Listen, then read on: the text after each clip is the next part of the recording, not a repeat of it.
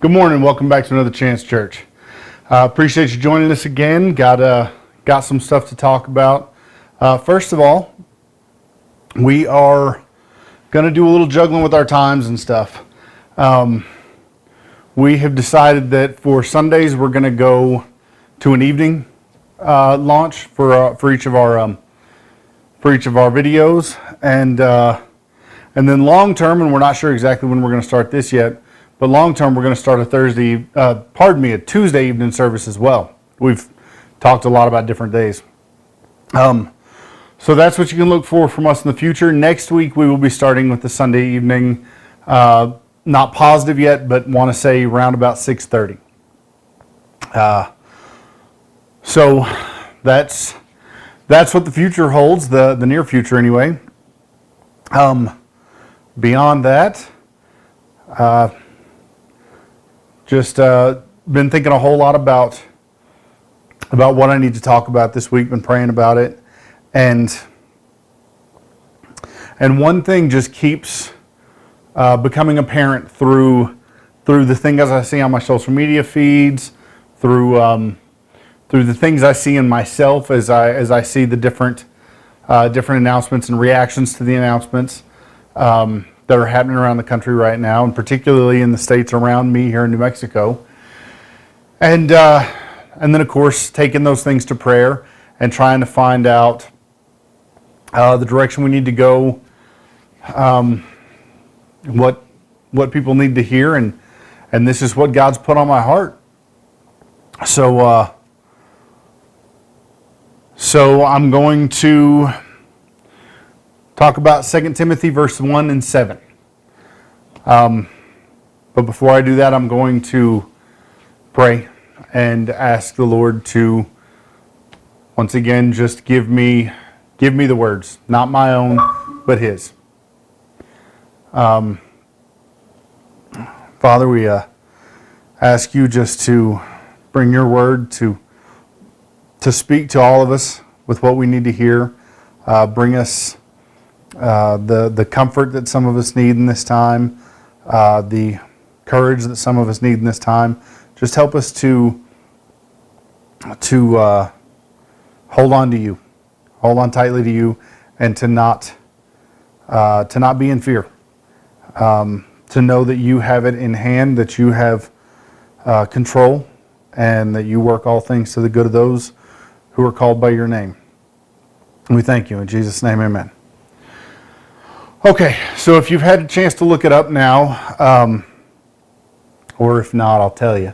2 Timothy chapter 1, verse 7 is, and my notes are way over here, so that's why I keep looking, is, "For God has not given us a spirit of fear and timidity, but of power, love, and self-discipline."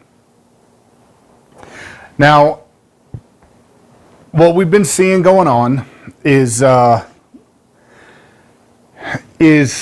some states have decided to start opening back up, some more freely and more rapidly than others. Here in New Mexico, we are not opening quite as quickly and as freely as Texas is, and that's been a point of concern for some people here in New Mexico, here in town that I know, and you know they're upset because Texas is jumping the gun, they feel like, and then, you know, Texas on the other hand is saying, hey, you know, this thing has not played out the way that it was portrayed that it would, and it's time that we restart our economy, that we get back to trying to get back to normal, trying to get back to our lives, and I urge that we don't go back to normal, that we go back to better. And if that's something that Bishop Tim Hill said in our podcast this past Friday. But, you know, why would we take this reset, this time to stop and do again and then just go back to what we were doing before? Because what we were doing before really wasn't working. And that's the church, that's in life, I mean, all the way around. I know that too many people were at work all the time. they had given away their families for work, and they had lost sight of what was appropriate. And that happens to a lot of pastors as well. And it's time, it's a time like this that gives us an opportunity to see we need to dial back. We need to reconnect with life. Work is not life. If what you do defines you, then you need to do it different, because at the end of the day, when you're gone, you know, that company is going to replace you. That job is going to be somebody else's. And at your end, you know, somebody else is going to move in. And I'm not saying that to be, you know, I'm not trying to say that anybody's not worth something, or you know, that your value is not there. I'm just saying, you know, life moves on. It happens. In the company you're in the community that you're in. It doesn't really matter your position. Doesn't matter my position. When I'm gone, somebody else is going to step in here and take over where I left off. That's just how it is. So we need to find the balance, and this has been an opportunity for us to dial back and try to find that balance. And that's really not the direction I had planned on going, but it is, I think, an important point.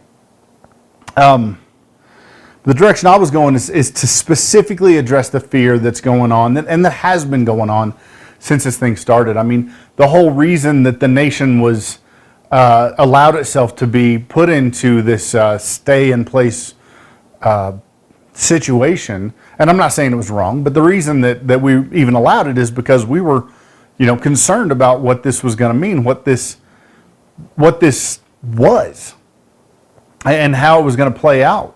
So I mean, concern is different from fear, but concern left unchecked becomes fear, and I think that's kind of where a lot of us have graduated to at this point in different areas.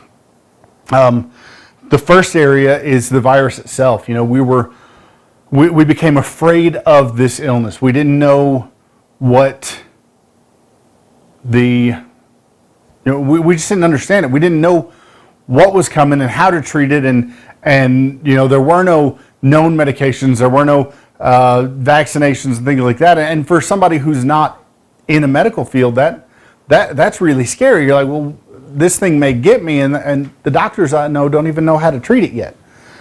And so we were concerned about that sickness, and it really plays out in our minds. The worst case scenario for the illness plays out kind of like the story in Luke chapter 8, verses 43 through 48. And this is where there was a woman who had suffered for the last 12 years. Some blood disorder, some bleeding disorder. She was losing blood, and you know, it doesn't really say specifically what it was. It just says that it had been constant for 12 years. And she had been to every doctor that she could find. She had spent all of her money. She had done everything she could to try to find a cure, and she couldn't. 12 years. And she was no better than she started. And nobody seemed to have an answer for what was going on. And she heard Jesus was coming through town. And she had courage in spite of her illness. Now, you got to understand, a bleeding disorder like this, especially in a woman at that time, it made her ceremonially unclean. Basically, it means that she wasn't allowed to be near anyone. She had to segregate herself from everyone, because anyone she touched, anyone she came into contact with, was also then unclean. And any ceremonies, any temple visits, anything like that was not allowable until you went through a specific time period and cleansing process. And for most of the people, it would have been probably about a day and cleansing outside the village or camp or whatever. But for her, it was constant. She could not find a clean opportunity because of her malady. But the thing is, and the courage comes in because, you know, we see she pushes through the crowd. Everyone she touches, she has now created an unclean environment for them. She has she has potentially spread her uncleanness to them. And that's obviously something we can relate to this and the whole mask requirement and things like that. But not only that, then she got through the crowd and she touched the hem of Jesus' garment. Now, by law, that makes Jesus himself unclean. That makes him have to go through a cleansing process. And so she had to realize that, she knew that, and she had to wrap her mind around she could be breaking multiple laws or laws multiple times in pushing through the crowd to get to Jesus.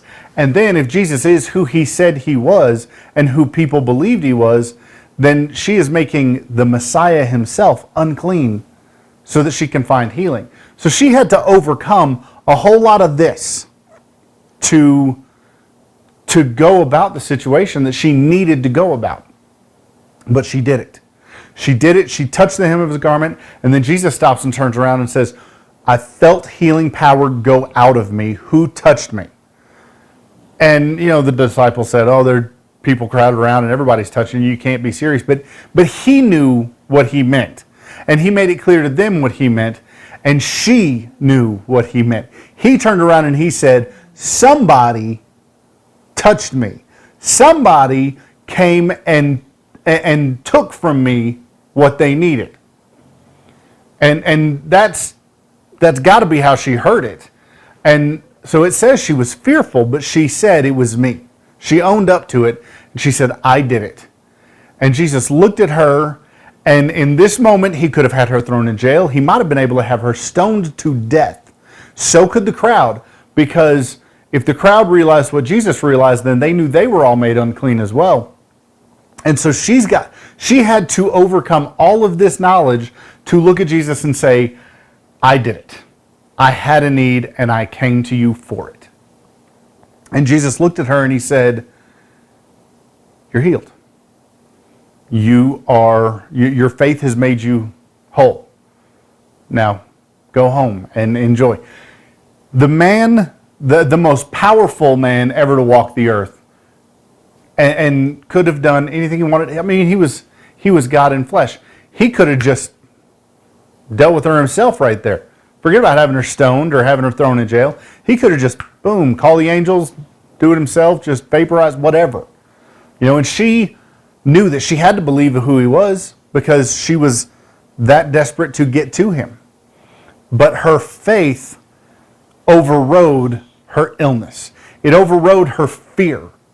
And she got to him. She said, I just got to get to him because if this doesn't heal me, there is no hope. So I just want to relate that to the illness that we're dealing with. It looks bad. There are places where it has really done a number on the community. Look at New York. New York's got ridiculously high numbers. Luckily, most of us down here around where I'm at haven't been hit anywhere near like that. But there's a lot of reason for fear if you don't know why not to fear. And that's the point. That's the point I want to make in this section here is we don't have to fear the illness. We don't have to fear what it may cost us or cause us because we know that we have a God that can heal, that wants to heal. Secondly, beyond the illness, the thing that scares us about the virus is death. And I think that's really the underlying thing that scares us about most things is the mortality issue. So we see that, and again, I'm going to cite New York. New York's got a skyrocketing death rate. And luckily, most places are not that bad, but this has been documented as taking lives, as ending lives. And people are afraid of that. And so we're staring at the reopening and people coming out and moving around and the potential spread. And I guarantee that the numbers of cases are going to go up as we come out because we're going to be around each other again and we're going to spread it again. I don't personally think that it's as bad as what it was said to have been. And I think it can be handled. I don't think that the death toll is going to be what they expected it to be. But we are going to face a rise in the number of cases, a significant rise. And that scares people. And what scares people most about the illness and about the virus is that it can kill me. And it's possible. I myself have some health issues that make me high risk, that make me that potentially threaten my life should I contract COVID-19. I'm not going to worry about it though, because I have a God who has a plan for me.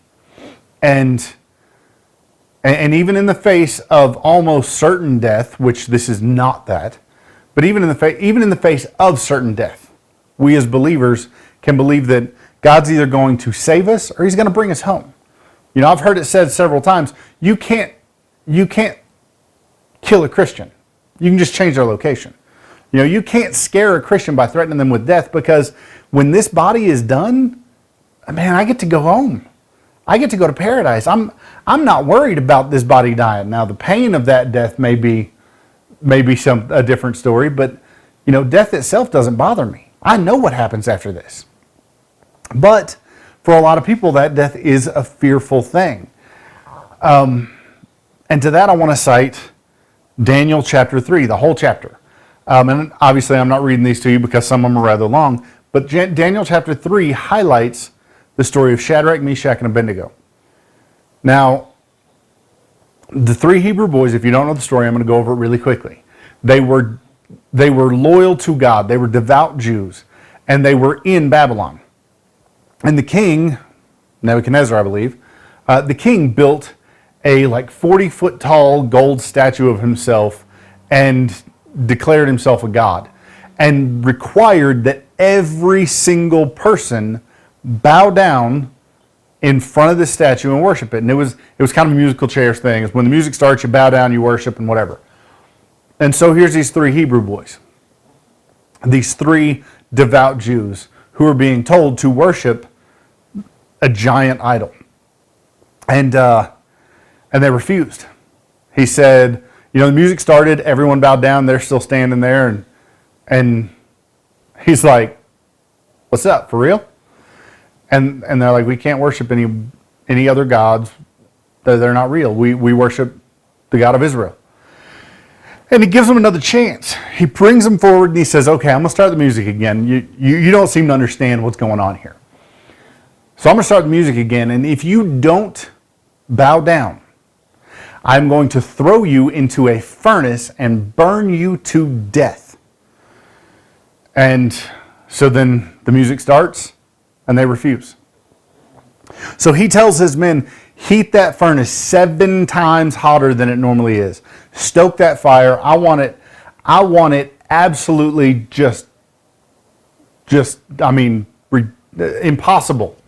impossibly hot. And they heated it so much that when he had the Hebrew boys thrown in there. The men who threw them in the fire died. Outside the furnace, they died because the heat was that overwhelming. And they were thrown in the fire, and then the king goes up to look over into the furnace. I don't know how it was built, but the king goes up and he looks over into the furnace, and he asks somebody, says, how many did we throw in? And they said 3, those 3 Hebrew boys, Shadrach, Meshach, and Abednego. And he said, why do I see 4 people in that fire? And they walked through and they came out the other side, and there were 3 of them, because the one walking in the fire with them didn't come out with them. He was only in the fire to protect them. That's why he showed himself. But they came out the other side. Not only were they not harmed, they weren't singed. They didn't even smell like smoke. The smell of smoke wasn't even on them.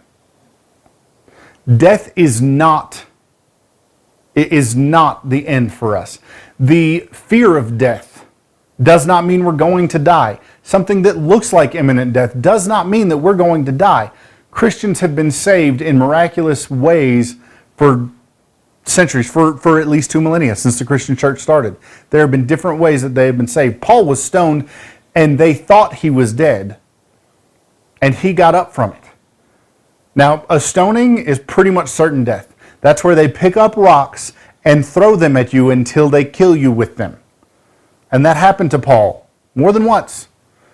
And they left him for dead on at least one occasion. They thought he was dead. Now, people knew what dead looked like back in those days. It ain't like today where you may live your whole life and never see a dead body. That happens. But back then, they knew death. Death was a part of daily life. So it may be that Paul was dead, and I'm not going to get into that, but maybe he was, and maybe God said, I'm not done with you yet. They killed you, but I'm not done with you, so we're just going to take care of that. Whatever it was, he got up. He walked away. The 3 Hebrew boys went through the furnace and walked away. So don't fear the death. If you know him especially, you have no need to fear the death. Because even if you do, even if it overcomes you, you wake up at home. At the home, not here. Next, I want to talk about another aspect of what people are worried about with this whole thing. We've been locked in place, a lot of us, for going on 3 months now. There are a lot of people out there who are concerned that their jobs and their income, are maybe gone. They may not have anything coming out of this, and as of right now, they may not have anything going on because they've been put at home and they've not been allowed to go to work. So a lot of people are concerned for income and living on very, very tight budgets right now because of that. And what I want to talk to you about in relation to that is in Mark 12, verses 41 through 44. This is the story of the widow and her 2 coins. Now, Jesus is sitting in the synagogue. He's watching the people go past the collection box and drop their offering in. And he's talking to his disciples. And what happens is this widow comes up. She has 2 coins, I've heard it said that they equated to pennies. And she dropped them in. And that was it. That was all she had. That was the rest of her money that she had, and no way of knowing if there was gonna be any more. And Jesus looks at his disciples and he says, now I want you to pay attention. That woman with her 2 pennies has given more to this synagogue, has given more in her offering than everyone else combined. Because everyone else, even though their offerings were larger than hers, everyone else pulled what they could afford out of their pocket and put it in. No, none of them hurt themselves. None of them put themselves into destitution to give their offering today. She did. She gave the last of what she had. The only thing that she has to sustain her now is her faith. That's it. I want you guys to understand, even though financially it looks bleak right now, if your faith is in him, he will see you through.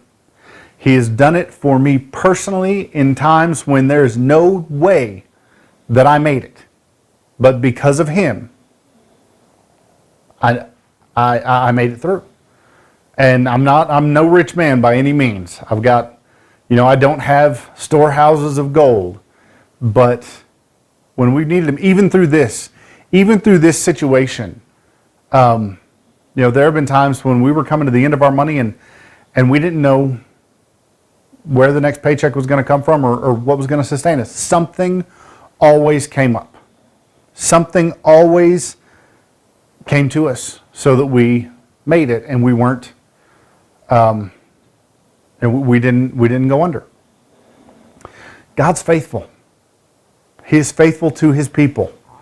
So I realize it may look bleak, but just hold on to the hand of God. Just keep him first. And he will see you through this. And it may not be from an area that you think God might come from. Part of our saving grace was a stimulus check. Yes, we accepted it and we used it. Part of our saving grace was a refund check on insurance from like 2 years ago that I had no idea was coming, that wasn't coming except God. And then, of course, the other side of that is people are worried about their income, but they're also worried about the economy. What happens when we can't operate because our economy has tanked and has gone down? What are we going to do about that? And to that, I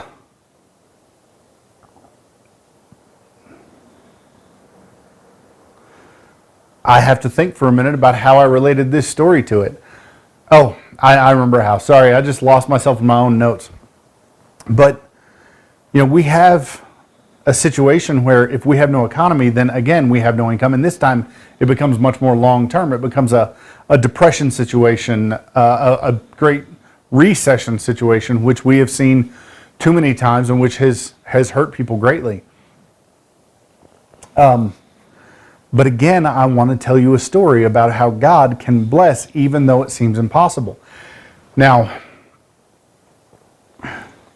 I want to talk about this story not from the direction that we normally think about it. Let me go to the story. The story can be found in Acts chapter 3, verses 1 through 11. Now, what happens in this story is Peter and John are headed to the temple, and they come to the gate called Beautiful. And there's a man who is routinely at this gate. He's crippled, and he lays there and begs for money. And he relies on the people walking by to give him money for him to survive because he's crippled. And back in those days, they didn't have wheelchairs, and they didn't have, they didn't have ways to adapt the workstation so that somebody could work. He was not useful to anybody in a workforce situation, so he had no money. He had to rely on the kindness of others. So he's there begging. Here come Peter and John. He looks up at them and he asks them, and he anticipates them giving him some money. And Peter looks at him. Now, the faith of the man is amazing here in a minute. The way it comes through in the story, that's amazing. The miracle that the man encounters is amazing. But what I want to look at is the faith of Peter and John in this moment. Because Peter looks at the man and he says, I don't have silver and gold. I don't have money to give you. I don't have money for myself. I don't, I'm not a man of means, but what I have, I freely give to you. And in this moment, Peter called on faith. And he reached down publicly in front of everybody and he said, get up and walk.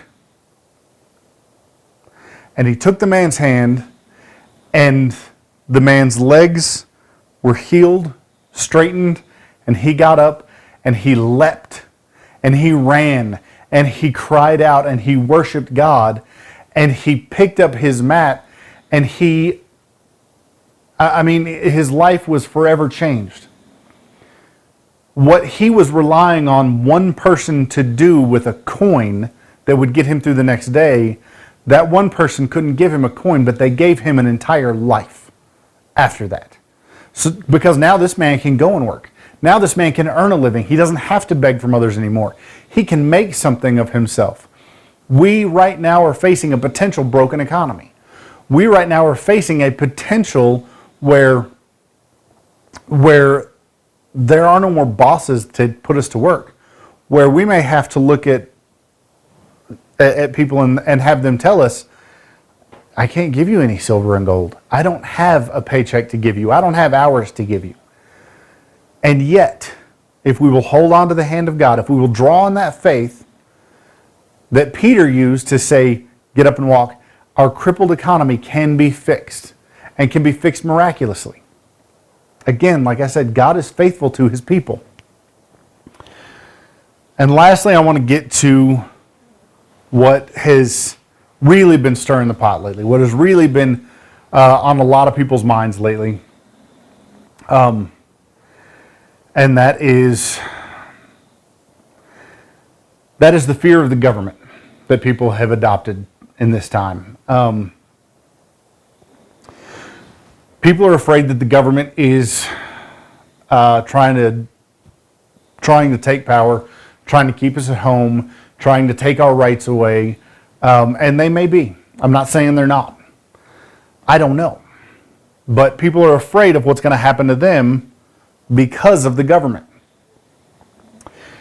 And there's a story that relates to this in the Bible as well. There's more than one. But there's an entire book in the Bible that relates to this. And it's the book of Esther. Esther was a Jew. She was living in a foreign land, exiled, as were a number of Jews. And she was apparently very attractive, and she caught the eye of the king. So this Persian king takes her as his wife. And I am really just hitting very few high points in the book. But this Persian king takes her as his wife. And then her uncle Mordecai comes to her and he says, I overheard the king's general, and I should have looked up his name and I forgot, but basically the second in command, the general of the king's armies. Mordecai says, I overheard this guy plotting to kill all the Jews. He hated the Jews, and I'm not sure if it tells why or not, but he hated the Jews and he wanted them all dead, wanted them gone. And so Mordecai comes to the queen and he says to Esther, and he says, you got to do something. You got to go talk to the king and stop this. And Esther looks back at him and says, I can't go to the king unless he summons me. So until he wants to talk to me, I can't do anything about this. If I walk into the king's court uninvited, even as his wife, I will be put to death. That's how this government works. And Mordecai pushed, and he's like, look, the whole of the Jewish people in this land are going to be slaughtered. So Esther again summons courage, and she goes in front of the king uninvited, and she begs his forgiveness, and she offers her life because she knows she broke the law. And in the end, the way it plays out, she saves the Jews. The king finds out about the plot and finds out the backstory of it, and the general's put to death. But in completely insurmountable odds, a woman who had no value in the old world, she held no power. Like I said, she couldn't even go see her husband unless he asked her to. If she went to see her husband at a time that she wasn't asked, she could have been put to death, would have been put to death. And yet she summoned the courage to go and risk her life for her people. I'm not afraid of our government. I'm not worried about our government. My God is bigger than our government, and he's going to be faithful to me. And I don't know what that's going to look like. And if they do come down on us, and if they come and try to start persecuting particularly the church, and that's what a lot of people are worried about, is that the church is under specific attack, and it does look like it. But if they come for me, God's got me. If they take me, then God promised me that when I'm dragged into court, the Holy Spirit will speak for me. If they don't take me, it's because God created some miraculous way for me to not be taken. Whatever the case may be, I trust him. And that's where fear comes from. Fear really comes when we trust the bad, when we trust what's looking negative out there, more than we trust God to do what's right and to be faithful to us.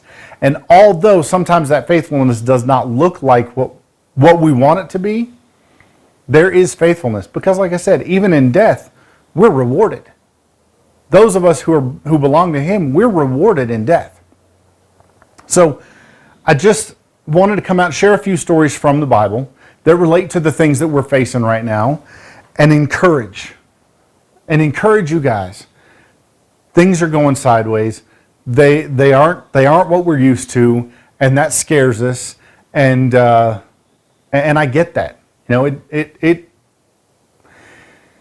I have moments too where I'm shaken, where I'm scared, where I lose sight.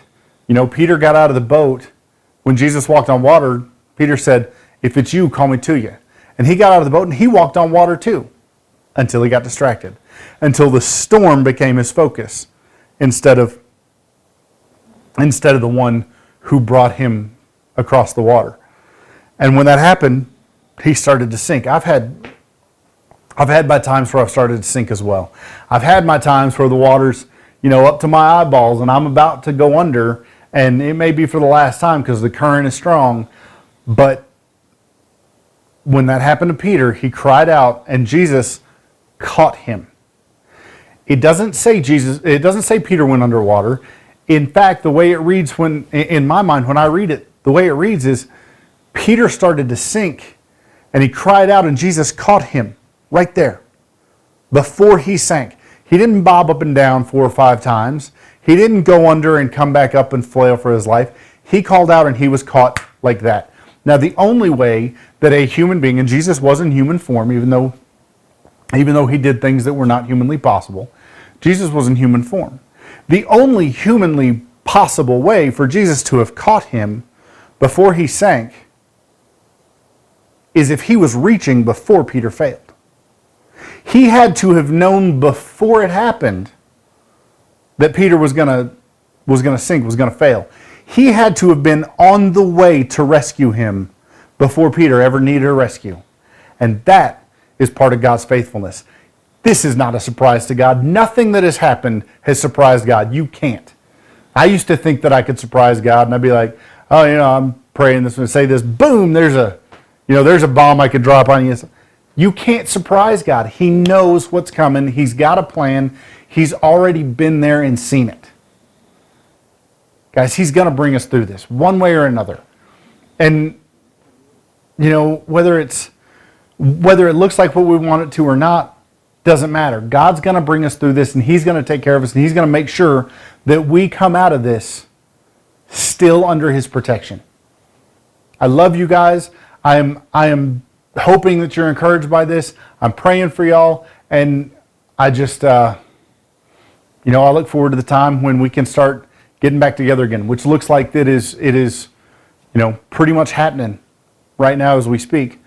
But I look for it. I'm excited about a time when the fear starts to fade, when the panic starts to subside, and when people get back to being people and we can get back to better. You guys have a blessed day. I love you, and I'll see you next week.